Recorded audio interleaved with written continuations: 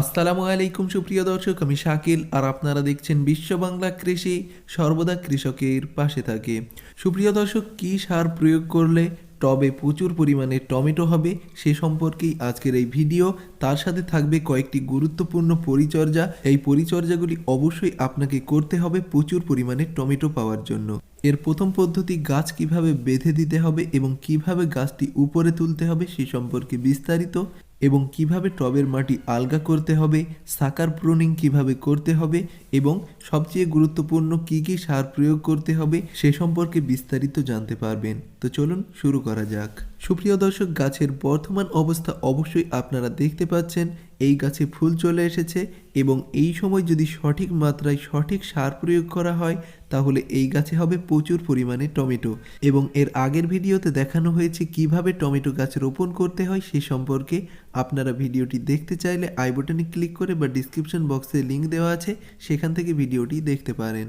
বন্ধুরা, এই গাছের নিচের অংশটা অবশ্যই দেখতে পাচ্ছেন অনেক আগাছা জন্মেছে। এই আগাছাগুলিকে তুলে ফেলতে হবে এবং সর্বদা গাছের নিচের অংশটা সাফ রাখতে হবে।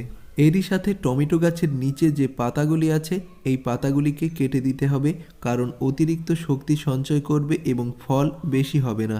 এজন্য অবশ্যই আপনাকে নিচের অংশে যত পাতা আছে সব পাতাগুলিকে কেটে ফেলতে হবে। এরই সাথে বন্ধুরা, যে সাকার আছে, নতুন নতুন যে ডালপালা বার হচ্ছে নিচ দিয়ে এবং প্রত্যেকটা পাতার গোড়া থেকে নতুন নতুন যে সাকার বার হচ্ছে এই সাকারগুলিকে ভেঙে দিতে হবে, না হলে এই গাছে প্রচুর পরিমাণে ফলন হবে না। এবং সাকারগুলি ভাঙার পরে অবশ্যই ফাঙ্গিসাইড স্প্রে করতে হবে। এবং জৈব ফাঙ্গিসাইড হিসেবে আপনারা হলুদের গুঁড়া পানিতে মিশিয়ে সেটাকে ছেঁকে গাছে প্রয়োগ করতে পারেন।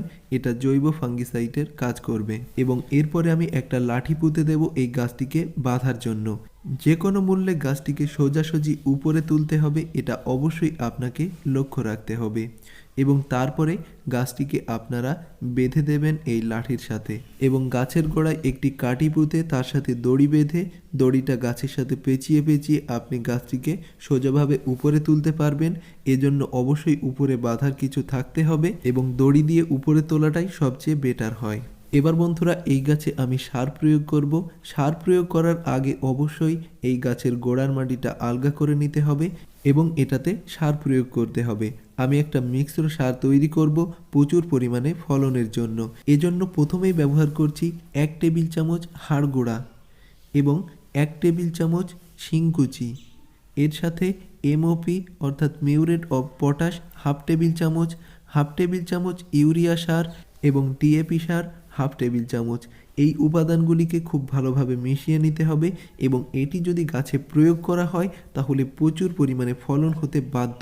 আপনারা অবশ্যই আপডেট দেখতে পাবেন এবং খুব সহজেই আপনারা টবে টমেটো চাষ করতে পারবেন। বন্ধুরা, এবার আমি এই মিশ্র সারটি গাছে প্রয়োগ করে দেব। গাছের গোড়ার চারিপাশ দিয়ে ঠিক এই পদ্ধতিতে প্রয়োগ করতে হবে। এটাতে রাসায়নিক আছে, এজন্য গাছের একদম গোড়ায় প্রয়োগ করবেন না, টবের চারিপাশ দিয়ে এই পদ্ধতিতে প্রয়োগ করবেন। এবং এই সারগুলিকে ঢাকা দেওয়ার জন্য জৈব সার প্রয়োগ করতে পারেন। আমি ব্যবহার করছি ধানের তুষ, গোবর সার এবং কোকোপিটের একটা মিশ্রণ। এই মিশ্রণ দিয়ে আমি এর গোড়ার মাটিটাকে সম্পূর্ণ ঢেকে দেব যেন সারগুলি নিচে চলে যায় এবং গাছ যেন সম্পূর্ণ খাদ্যটা সংগ্রহ করতে পারে। আপনাদের কাছে এই উপাদানগুলি থাকলে প্রয়োগ করতে পারেন, নচেত আপনারা জৈব সার প্রয়োগ করতে পারেন বা সাধারণ মাটি প্রয়োগ করতে পারবেন। এবং এটাতে সামান্য পরিমাণে পানি প্রয়োগ করতে হবে।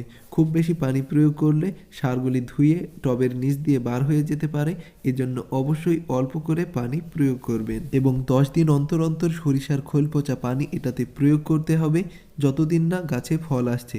ফল আসলে এটা দেওয়া বন্ধ করে দিতে হবে, তাহলে এই গাছে প্রচুর পরিমাণে ফলন হবে। আপনারা পরবর্তী পর্বে অবশ্যই এটা দেখতে পাবেন। বন্ধুরা, ভিডিওটি ভালো লাগলে অবশ্যই লাইক করবেন এবং চ্যানেলটি সাবস্ক্রাইব করতে ভুলবেন না। ধৈর্য ধরে ভিডিওটি শেষ পর্যন্ত দেখার জন্য আপনাকে অসংখ্য ধন্যবাদ। থ্যাঙ্কস ফর ওয়াচিং বিশ্ব বাংলা কৃষি।